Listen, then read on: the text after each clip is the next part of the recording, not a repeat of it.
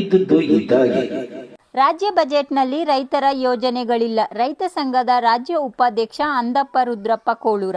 ಕೊಪ್ಪಳ ಜಿಲ್ಲೆ ಸೇರಿದಂತೆ ಉತ್ತರ ಕರ್ನಾಟಕದ ರೈತರಿಗೆ ರಾಜ್ಯದ ಹಣಕಾಸು ಸಚಿವರು ಹಾಗೂ ಮುಖ್ಯಮಂತ್ರಿಗಳಾಗಿರುವ ಸಿದ್ದರಾಮಯ್ಯನವರು ಮಂಡಿಸಿರುವ ಬಜೆಟ್ ಜನರ ದಾರಿ ತಪ್ಪಿಸುವ ಬಜೆಟ್ ಆಗಿದೆ ಎಂದು ರೈತರ ಹಕ್ಕು ಕರ್ನಾಟಕ ರಾಜ್ಯ ರೈತ ಸಂಘದ ರಾಜ್ಯ ಉಪಾಧ್ಯಕ್ಷ ಅಂದಪ್ಪ ರುದ್ರಪ್ಪ ಕೋಳೂರ ಇವರು ಆಗ್ರಹಿಸಿದರು.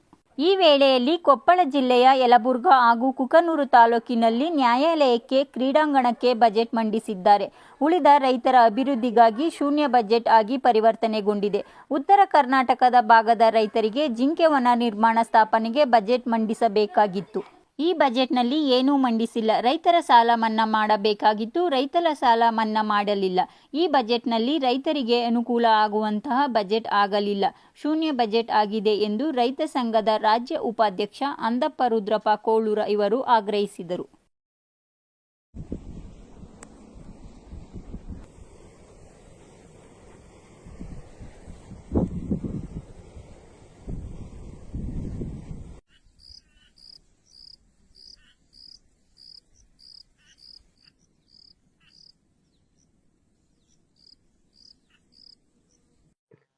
ಒಂದು ರಾಜ್ಯ ಬಜೆಟ್ನಲ್ಲಿ ಉತ್ತರ ಕರ್ನಾಟಕ ಆಯ್ತು, ಕಲ್ಯಾಣ ಕರ್ನಾಟಕ ಆಯ್ತು, ಕೆಲವೊಂದು ಒಳ್ಳೆ ಬಜೆಟ್ ಆದ್ರೆ ಕೆಲವೊಂದು ರೈತರಿಗೆ ಏನೈತಿ, ಕೆಲವೊಂದು ಬಜೆಟ್ ಏನು ಶೂನ್ಯ ಬಜೆಟ್ ಅಂತಲೂ ಹೇಳ್ಬೋದು. ನಮ್ಗೆ ಹೆಚ್ಚು ಕೊಪ್ಪಳ ಜಿಲ್ಲೆ ಯಲಬುರ್ಗಾ ತಾಲೂಕು ಕುಕನೂರು ಯಲಬುರ್ಗಾ ಭಾಗದಾಗ ಹೆಚ್ಚು ಜಿಂಕೆ ಹಾವಳಿ ಹೆಚ್ಚೈತಿ. ಇನ್ನೂ ಗದಗ ಇನ್ನೂ ಹೆಚ್ಚವರಿಗೆ ಬೇರೆ ಬೇರೆ ಜಿಲ್ಲೆದಾಗೂ ಜಿಂಕಿದ ಹಾವಳಿ ಭಯಂಕರ ಐತಿ. ಹೆಚ್ಚಂದ್ರೆ ನಮ್ಮ ಸರ್ವೆ ಪ್ರಕಾರ ನಮ್ಮ ಯಲಬುರ್ಗಾ ತಾಲೂಕು ಹೆಚ್ಚು ಜಿಂಕೆ ಹಾವಳಿ ಹೆಚ್ಚೈತಿ. ನಾವು ಬೆಳಗಾವಿ ದೇಶದಿಂದ ಈಗಾಗಲೇ ಒಂದು ಸಲ ಅದನ್ನು ಏನೋ ಒಂದು ಘೋಷಣೆ ಮಾಡ್ತಾರೆ, ಏನೋ ಒಂದು ಮನವರಿಕೆ ಮಾಡ್ತಾರೆ ಅನ್ಕೊಂಡಿದ್ವಿ. ಅಲ್ಲಿ ಆದರೂ ಮನವಿ ಸಲ್ಲಿಸಿದ್ವಿ ಋಣದಾಗ. ಮನವಿ ಸಲ್ಲಿಸಿದ್ರೆ ಏನೂ ಪ್ರಯೋಜನ ಆಗಿಲ್ಲ. 2009 ಇಲ್ಲಿವರೆಗೆ ಏನೋ ಹೋರಾಟ ಮುಂದುವರಿತಾನೆ ಐತಿ, ಮನವಿ ಸಲ್ಲಿಸತ್ತಾನೆ ಬಂದಿವಿ.